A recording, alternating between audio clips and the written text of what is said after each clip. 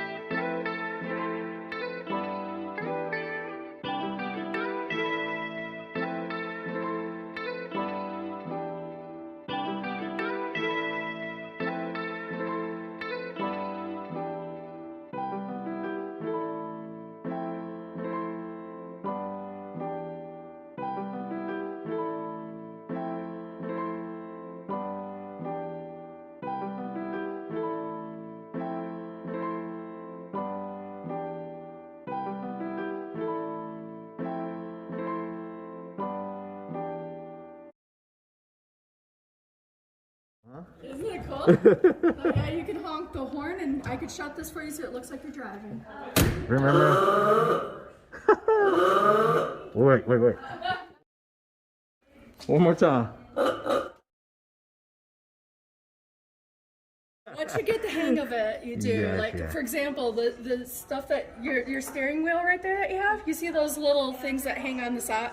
They kind of look like the turn signal and the window wiper thing. Oh yeah, it's silver. The one on the right that's sticking out like it's up there on the steering wheel. Looks like antennas.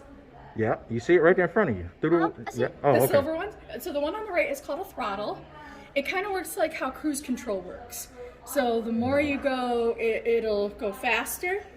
The one to the left is called a spark advance. That can depend on how much spark is being used and how rich the gas and the oil is through the car. In order to start the car, when you turn the key to turn it on, that doesn't actually start the car. That just turns it on. At the bottom is the starter. And then next to that is the gas, and to the left is the brake and the clutch, and then to the far right is the choke. This is converted to unleaded, but it probably would have been leaded at that time. Right. All of our engines and all of our cars have been converted to unleaded.